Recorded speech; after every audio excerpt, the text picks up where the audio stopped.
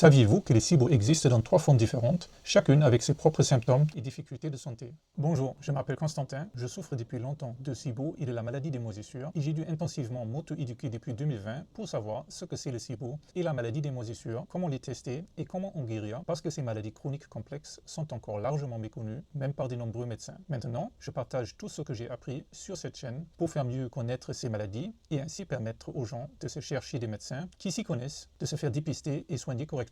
Donc, je ne suis pas médecin et cette vidéo n'est pas du conseil médical, mais juste des informations que vous devriez aborder avec votre médecin. D'abord, il y a les SIBO à dominance hydrogène. Ici, les bactéries produisent de l'hydrogène dans l'intestin grêle. Ce type de SIBO provoque souvent des diarrhées et des inconforts digestifs, comme des gaz et des ballonnements. Ensuite, il y a la prolifération à dominance méthane.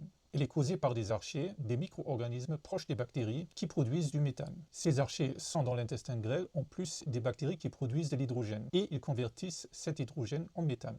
Le méthane entraîne souvent des constipations sévères. Le troisième type est le SIBO à hydrogène sulfide. Dans ce cas, en plus des bactéries qui produisent de l'hydrogène, il y en a d'autres bactéries qui convertissent cet hydrogène en hydrogène sulfide. Cela peut causer des diarrhées explosives, un intestin perméable et d'autres symptômes systémiques. Mais le SIBO n'affecte pas seulement la digestion. Il peut aussi provoquer de l'anxiété, des dépressions temporaires, du brouillard cérébral, une intolérance à la histamine, un syndrome d'activation des mastocytes et même des problèmes de peau comme la rosacée. En fait, la recherche suggère que jusqu'à 60% des patients atteints du syndrome de l'intestin irritable, 50% des personnes souffrant de la maladie de Crohn et 40% de celles ayant une colite ulcéreuse pourraient aussi avoir un SIBO. Pour ces personnes, traiter le SIBO peut réduire considérablement les symptômes, même si la maladie de fond reste présente. Donc, si vous pensez avoir un SIBO, il est important de faire un test. Par exemple, un test respiratoire pour détecter les SIBO et la forme de laquelle vous souffrez. En plus, les résultats permettent au médecin de décider quel traitement sera efficace pour vous. Et avec un traitement adapté de cette manière, on peut réduire de manière significative les symptômes du SIBO et améliorer la qualité de vie,